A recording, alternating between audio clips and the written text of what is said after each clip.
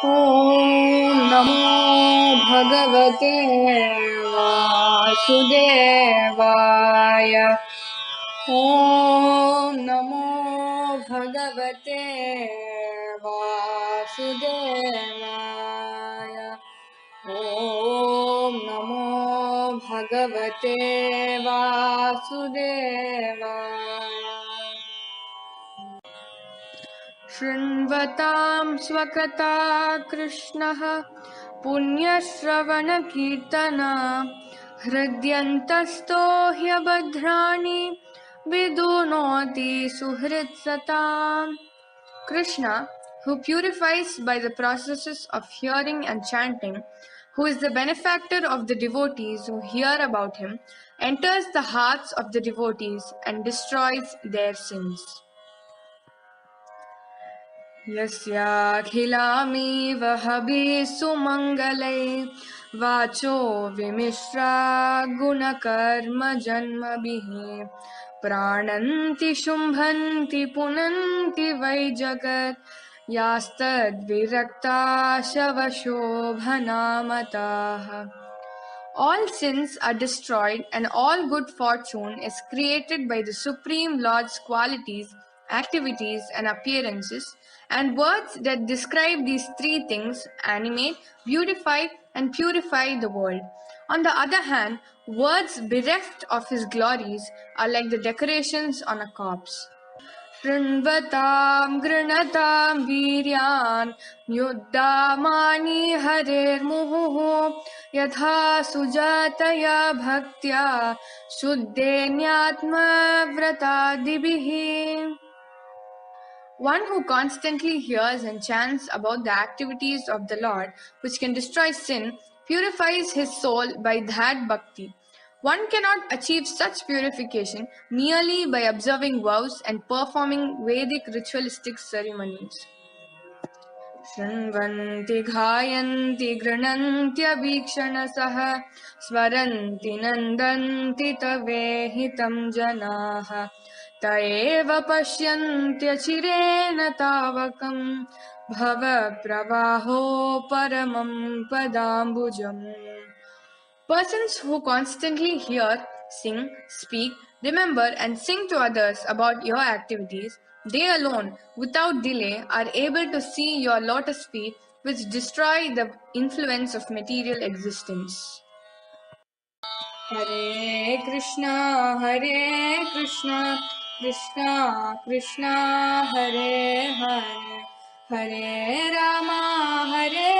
Rama, Rama Rama, Hare Hare, Hare Krishna, Krishna Krishna, Hare Hare, Hare Rama, Rama Rama, Hare Hare.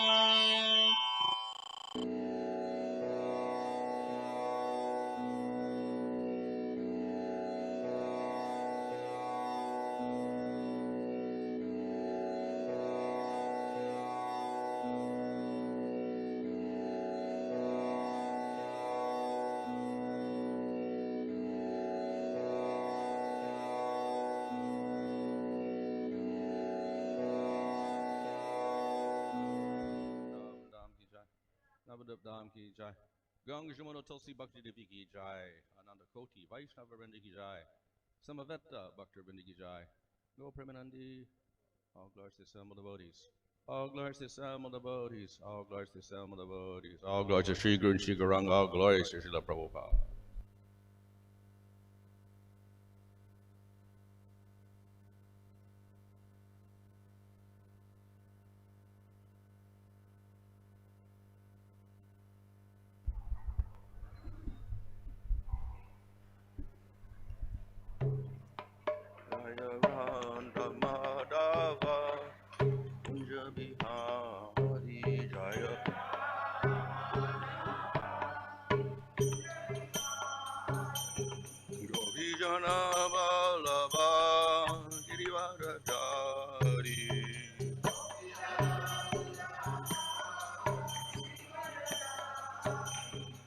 Yasodanandana, Radhajana Ranjana, Jamuna Tira, Chadi Jamuna, Jaya Radha Madhava, Bihari Jaya.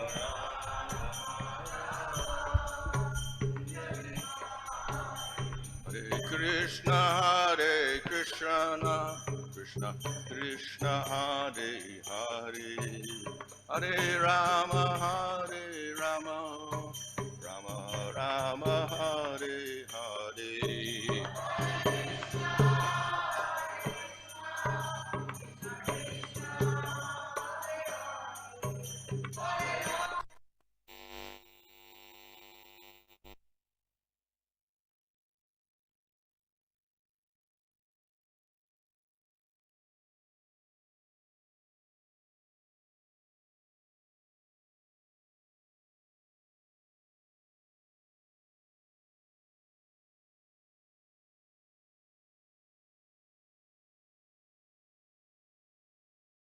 AC walked with on the songs of the Prabhupada Ki Jai, Ramachar Haridas Thakur Ki Jai, Param Pagano Sri Krishna Chaitanya, Prabhu Nityananda Sri Advaita Gadadhar, Shri Gaur Bhakta Vrinda Ki Jai, Shri Sri Radha Krishna Gopa Govita Shama Kunda Radha Kudda Giri Govardhan Ki Jai, Shri Vrindavan Dham Ki Jai, Navadvip Dham Ki Jai, Ganga Jamuna Tulsi Bhakti Devi Ki Jai, Ananda Koti Vaishnava Vrinda Ki Jai, Samaveta Bhakta Vrinda Ki Jai, Go Premanandi. All glories to some of the bodies, all glories to some of the bodies, all glories to some of the bodies, all glories to Sri Guru and Sri Guranga, all glories to Srila Prabhupada. Om Namo Bhagavate Vasudevaya. Om Namo Bhagavate Vasudevaya. Om Namo Bhagavate Vasudevaya. Namo Om Vishnu Padaya Krishna Prasthaya Bhutale Srimate Bhaktivedanta Swami Niti Namane Namaste Saraswata Deve Gauravani Prachadane Nirvashesha Shunyavadi Paschachadesha Tadane Shri Krishna Chaitanya Prabhu Nityananda Sri Advaita Gadada Shri Gaurabhakta Hare Krishna Krishna Krishna Hare Hare Hare Rama Rama Rama Hare Hare. Reading from Srimad Bhagavatam, Canto 11, Chapter 3, verse 26. Sadam Bhagavate Shastre Nindam Anyatra Chapihi Manova Karma Dandam Cha Satyam Samadamavapi.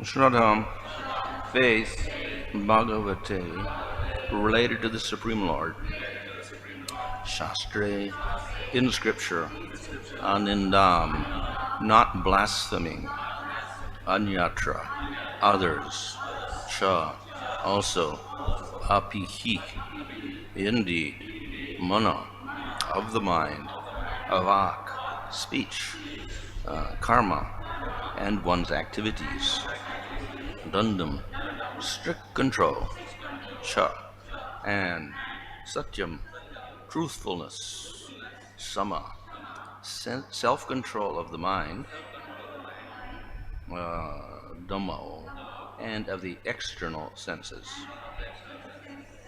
Api, also, Translation: one should have firm faith that he will achieve all success in life by following those scriptures that describe the glories of the Supreme Personality of Godhead, Bhagavan.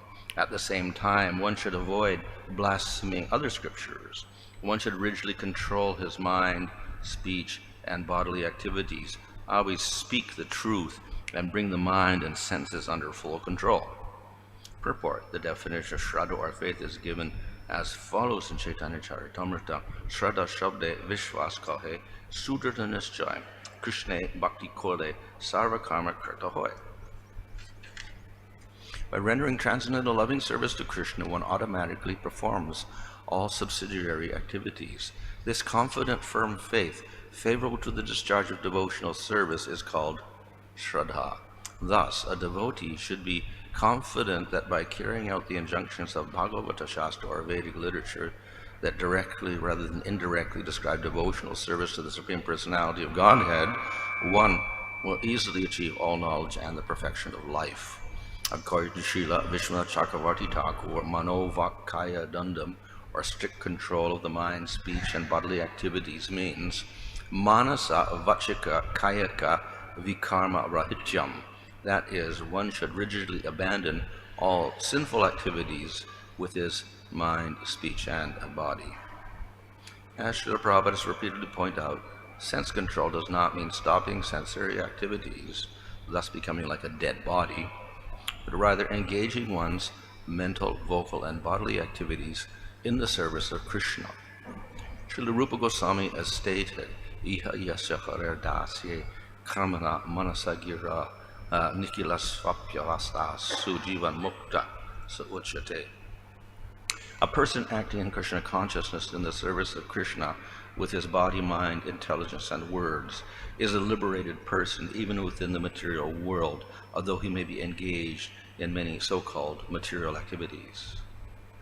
Thus, one can achieve vikarma rahityam, or freedom from unauthorized sinful activities, by engaging one's senses, mind, intelligence, and speech 24 hours daily in the service of Krishna. In Bhagavad Gita, Lord Krishna says that only those pious living entities who are vikarma rahita, completely free from sinful life, can achieve freedom from the illusory duality of material nature. Yesham svantagatam papam jananam punya karmanam te dvanva moha nirmukta bhajante mam dridavrata. Persons who have acted piously in previous lives and in this life, whose sinful actions are completely eradicated, and who were freed from the duality of delusion, engage themselves in my service with determination. In his purport to this verse, His Divine Grace Srila Prabhupada has stated, those eligible for elevation to the transcendental position are mentioned in this verse. For those who are sinful, atheistic, foolish, and deceitful, it is very difficult to transcend the duality of desire and hate. Only those who have passed their lives in practicing the regulated principles of religion, who have acted piously and have conquered sinful reactions, can accept devotional service and gradually rise to the pure knowledge of the Supreme Personality of Godhead. Then, gradually, they can meditate in trance on the Supreme Personality of Godhead. That is the process of being situated on the spiritual platform. This elevation is possible in Krishna consciousness, in the association of pure devotees who can deliver one from delusion. Srila Madhvacharya has quoted the following statement from Brahmanda Purana. One should have complete faith in transcendental literature such as Srimad Bhagavatam and other literatures that directly glorify the Supreme Personality of Godhead. One should also have faith in the Vaishnava Tantras, the original Vedas, and Mahabharata, which includes Bhagavad Gita, and which is considered the fifth Veda. The Vedic knowledge originally emanated from the breathing of Vishnu, and Vedic literature has been compiled in literary form by Srila Vyasadeva, incarnation of Vishnu. Therefore, Lord Vishnu should be understood to be the personal speaker of all the Vedic literature. There are other Vedic literatures called Kala Vidya, which give instructions in material arts and sciences.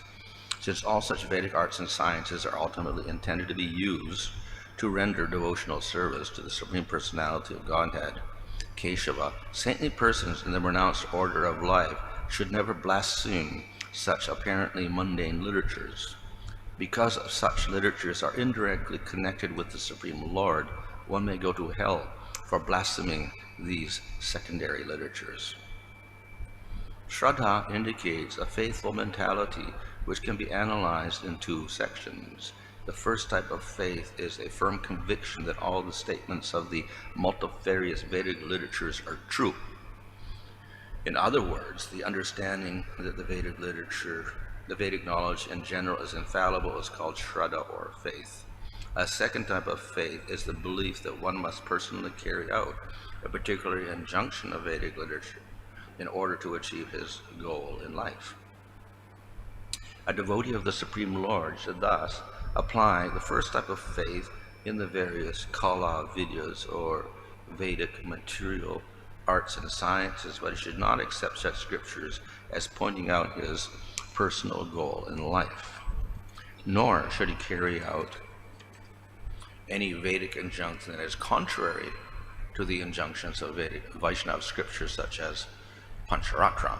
Thus, one should faithfully accept all Vedic literature as directly or indirectly describing the Supreme Personality of God and should not blaspheme any portion of it. Even for Lord Brahma, as well as for other creatures, down to the insignificant, unmoving species such as trees and stones, blasphemy of any Vedic literature causes one to merge into the darkness of ignorance. Thus, the Suras, the demigod sages and devotees of the Lord, should understand that the Pancharatra literatures such as well as the four Vedas, the original Ramayana, Srimad Bhagavatam, other Puranas, and the Mahabharata, are Vedic literatures that establish the supremacy of the Supreme Personality of Godhead and the unique transcendental position of the Lord's devotees according to their status of spiritual advancement. Any other vision of Vedic literatures is to be considered an illusion. In all authorized religious scriptures, the ultimate goal is to understand that the Supreme Personality of God is the controller of everything and everyone, and that the Lord's devotees are not different from Him, although such devotees are to be understood in terms of their level of spiritual advancement. Lord Krishna stated in Bhagavad Gita, Vedaischa sarvar aham eva vedyo, Vedantakrit Vedavid eva chaham. By all the Vedas I am to be known. Indeed, I am the compiler of Vedanta. I am the knower of the Vedas. Similarly, the Lord states, Yasmakshara matito aksharat apichottama atosmi loke vedecha pratita purushottama. Because I am transcendental and beyond both fallible and infallible, and because I am the greatest, I am celebrated both in the world and in the Vedas as the Supreme Person. Srila Bhaktisiddhanta Saraswati Thakur mentions that one cannot develop the godly qualities mentioned in the preceding verses unless one accepts the shelter of the lotus feet of a bona fide Vaishnava spiritual master. Tasmad Gurum Prapadyeta Jigasu Sreyotamam. In this connection, he has quoted the following statement: Archa Yitva tu Govinda Tadiya Narcha Yet tu Ya Nasa Bhagavato Gyeya Kevalam Dambika Smrita. One who performs worship of Lord Govinda but fails to worship his devotees should be understood to be not a devotee of the Lord, but simply a victim of false pride. For one who has accepted shelter at the lotus feet of a pure devotee of Krishna, it is very easy to execute worship of the Lord himself. For such a surrendered soul, there is no need of artificial penances and austerities. In this regard, Srila Bhaktisiddhanta Saraswati Thakur has quoted the following: Aradito yadiharis tapasa tata kim, Naradito yadiharis tapasa tata kim, Antarbahir yadiharis tapasa tata kim, Antarbahir yadiharis tapasa tata kim. If one is worshipping Lord Hari, what is the use of performing extraneous penances? And if one is not worshipping Lord Hari, no such penances will save one. If one can understand that Lord Hari is all-pervading, within and without, what is the need of performing penances? And if one is not able to understand that Hari is all-pervading, all his penances are useless. A Vaishnava is always absorbed in executing his devotional service to Krishna. If a devotee becomes falsely proud of executing severe penances and austerities, and meditates on accepting and rejecting material objects, instead of thinking of his service to Krishna, his so-called austerities become an impediment to devotional service. A devotee should not be disturbed by the word jugglery of those who are against the devotional service of the Lord. Srila Bhaktisiddhanta Saraswati Thakur has emphatically pointed out that devotional service to the lotus feet of the Supreme Lord is the only means of achieving the final perfection of life. Therefore, a Vaishnava should practice mona, or silence, by ignoring those literatures that are full of false arguments, such as those of the Mayavad school and those Karmakanda scriptures which promote sense gratification in the name of religious life. If one becomes overwhelmed by mundane unhappiness due to not achieving immediate success in self-realization, or if one becomes deluded by sense gratification, tries to take shelter of materialistic men and doctrines, one's devotional progress will immediately be checked.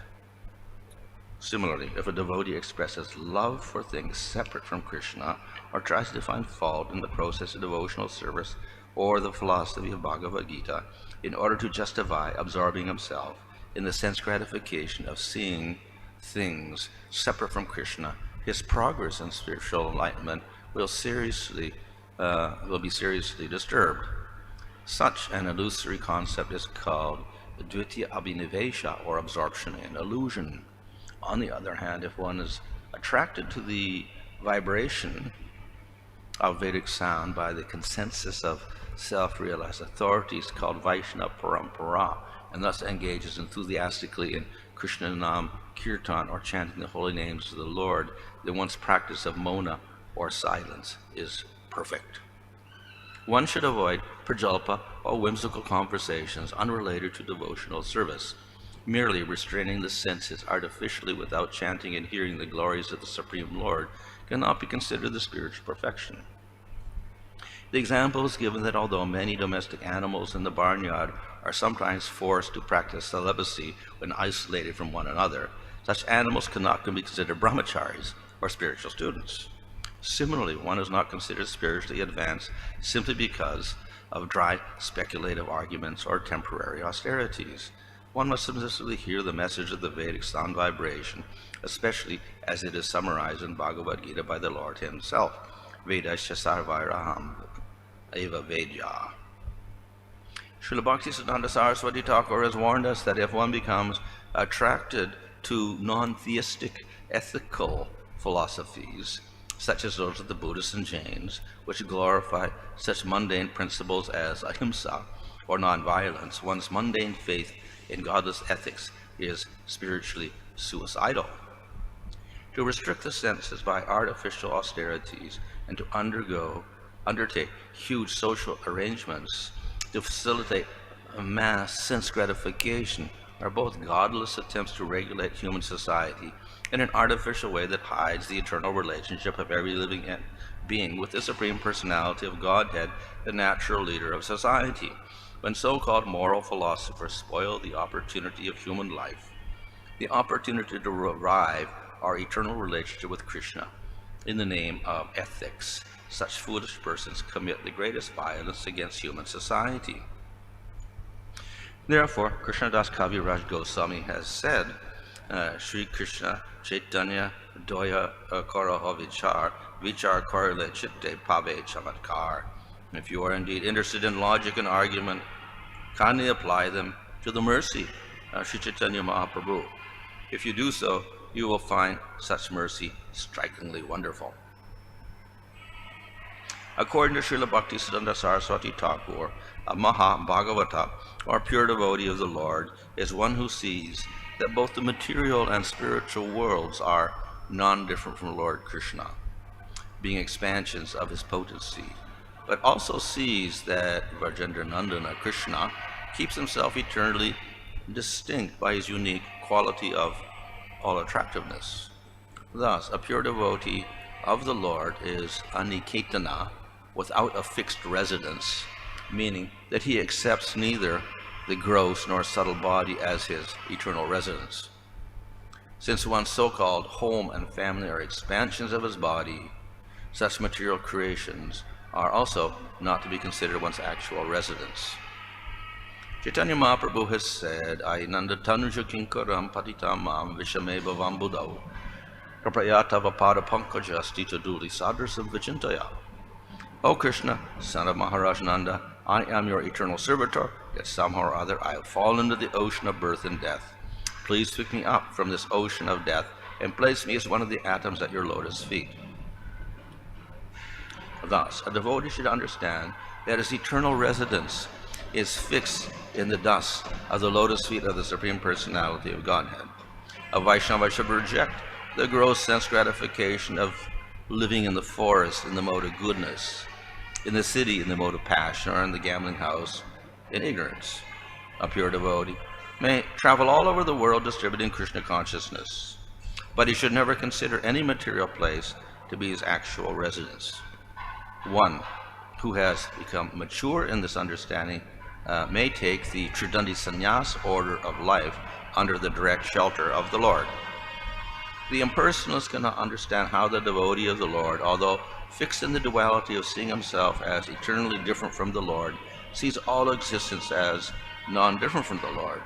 Those who attempt to acquire knowledge by impersonal speculation based on their tiny experience of material cosmic manifestation cannot understand the transcendental reality of Achinta Veda Veda Tattva, the absolute truth, simultaneous oneness with and difference from his creation.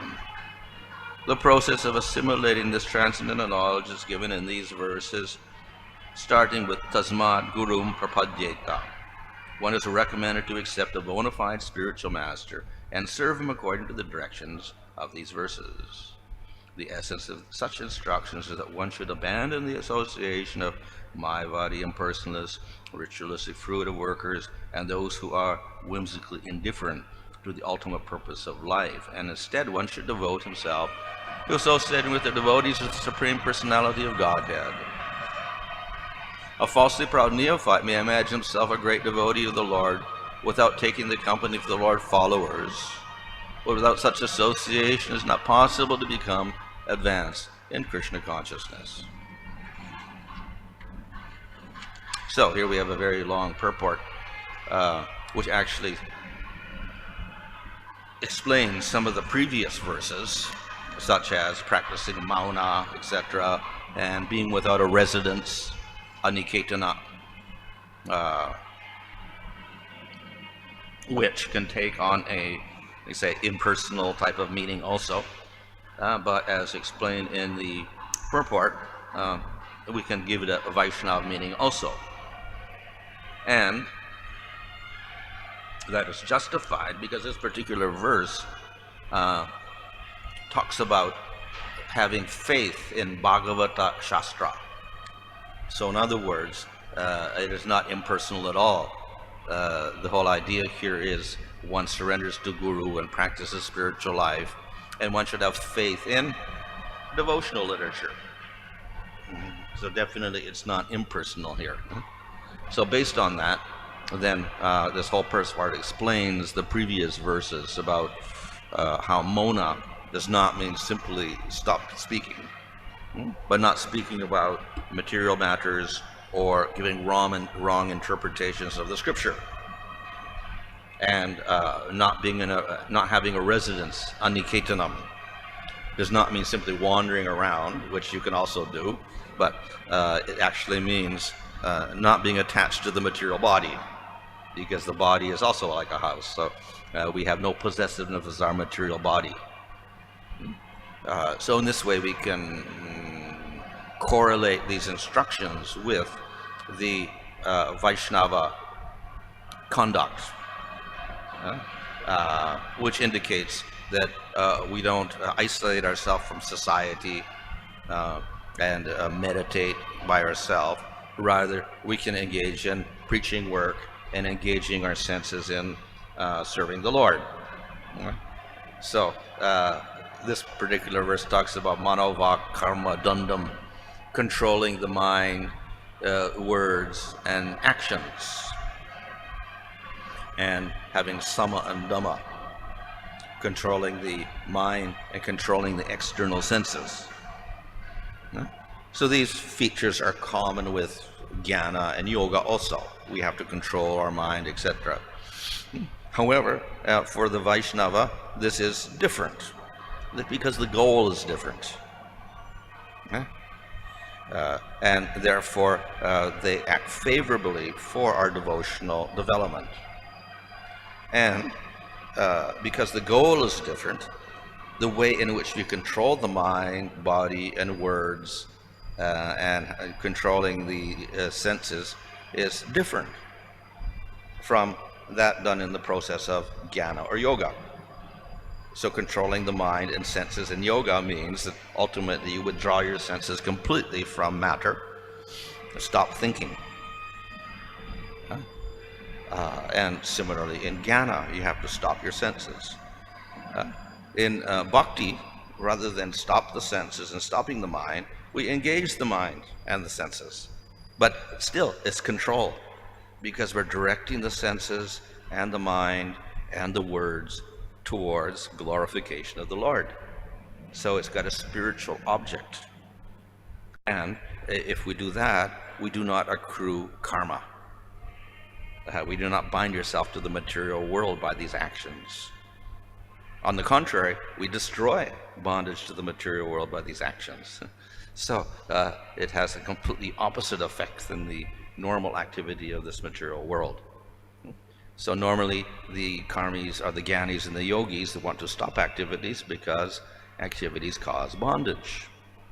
But if we do those activities for the pleasure of Krishna, then no bondage.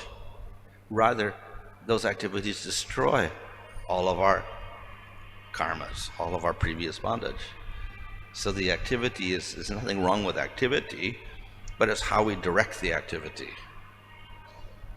So we direct it towards the Supreme Lord for His pleasure, then we get very, very good result. So therefore, that's how we interpret these verses. Why? Because it says here, Shraddham Bhagavate Shastre. One should have faith in the scriptures that glorify Bhagavan, Supreme Lord. So in other words, we're talking about Vaishnava scriptures. Now we do have many scriptures as mentioned in the purport. We have the Vedas, we have the Puranas, we have Pancharatra, we have Mahabharata, we have Ramayana, we have Smriti Shastras, etc. Many, many different scriptures. And in some of those scriptures, we will get different conclusions. And therefore we have Karma Mimamsa philosophy dedicated to going to Svargaloka based on the Vedas. Or we have merging in Brahman practiced by the Jnanis. And it's all mentioned in Vedic literature. So, yes, we accept all of these literatures, but we accept the essence of those literatures, which is, the conclusion is, Bhagavan. And the other processes and other things mentioned in the Vedic literatures like karma, kanda, and jnana, etc., are all secondary features. So that's how we understand it. At the same time, we do not criticize. So it says anindam. Do not criticize them. So those scriptures are there, and we don't criticize them. Why? Of course, they're not leading to the highest goal, so in that sense we could criticize them. Why do we not criticize them? Because they're also authorized by the Supreme Lord as secondary processes for people who are unqualified for bhakti. So therefore, people can follow those if they don't have faith. Here it says, Shraddham Bhagavate Shastra, should have faith in the Bhagavata Shastra in the conclusion. If so, then you practice bhakti. And if you don't have faith, what do? Then you have to you follow the other scriptures. That is better than following no scripture, or following scriptures which are not approved at all by the Vedas. So therefore, we accept them in one sense. At the same time, you understand they got the wrong conclusion. It's not the ultimate thing to do. So therefore, we don't criticize them unnecessarily, but understand they're doing a secondary process. In Bhagavad Gita, Krishna says, don't disturb the mind of the ignorant people. So don't tell them to give up karma when they cannot do so. However, We have other injunctions. You should tell the truth. Don't hide the truth. Tell them the truth. So, one can tell the truth if they are qualified. Like we say, don't preach to the faithless people. They're not qualified for bhakti, we don't preach to them. So if they're not qualified for jnana, we don't tell them to give up karma. If they're not qualified for bhakti, we don't have to discourage them from giving up jnana. Some renunciation is better than nothing. But if they have faith, then we preach to them about bhakti. So according to qualification, people are at different levels, and accordingly we can speak to them or whatever. So definitely we see the qualification of a person.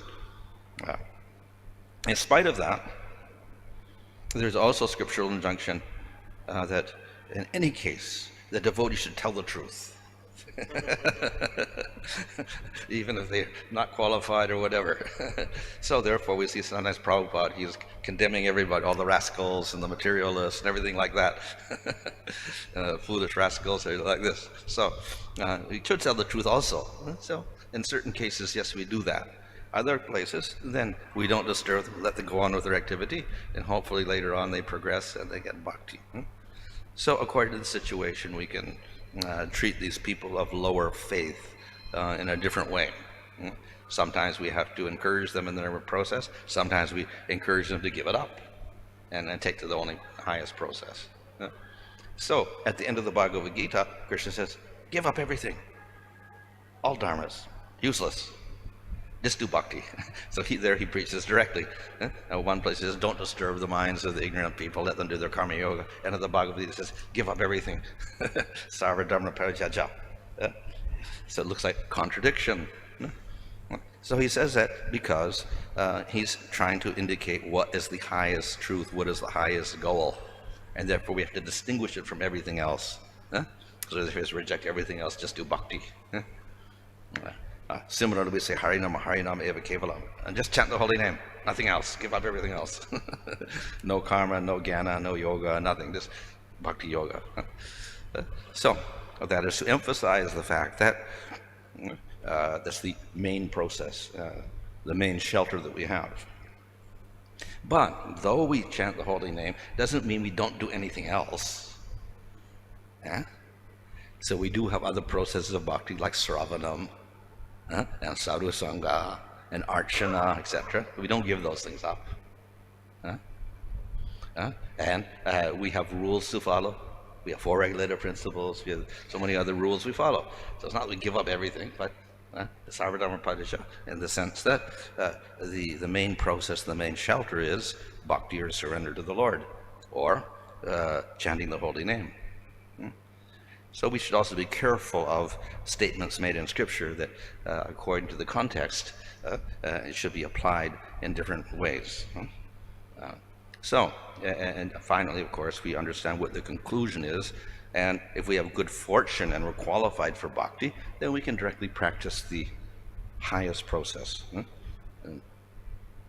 which is, of course, encouraged in the Srimad Bhagavatam here. So here, if one has faith in the Bhagavad Shastra, then one follows this and comes to the highest goal. But when we say that Hare Nama, Hare Nama, Hare Nama, does it say that we have to do only bhakti, or specifically says that we should only chant the name of Hare? That says Hari Ram, only Hari, only the name of Hari. So then we can say, well, we should reject all the other processes of bhakti, but no, we don't do that. But it emphasizes the main process, and we don't rely on other processes like karma or jnana, etc. Some devotees, they say that they can chant the name of Narsimha, rather than say that only Hari's name. Yeah, well, Hari, of course, means any form of the Lord, any form of Bhagavan. So that's there, of course. And the Yuga Dharma is Harinam. It's not particularly Krishna's name.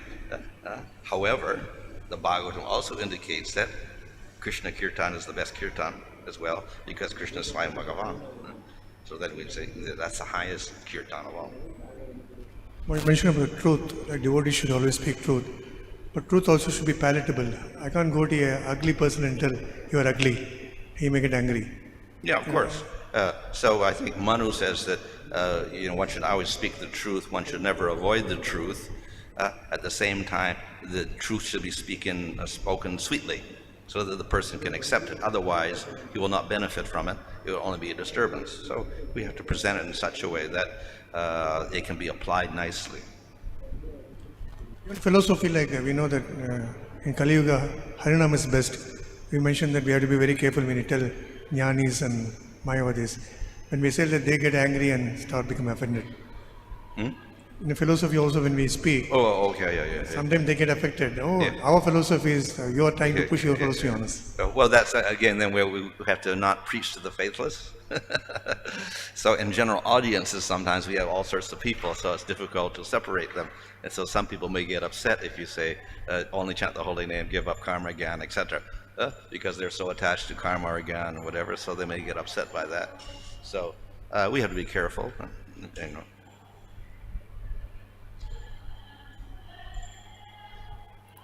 Kartra Sri Srimad Bhagavatam ki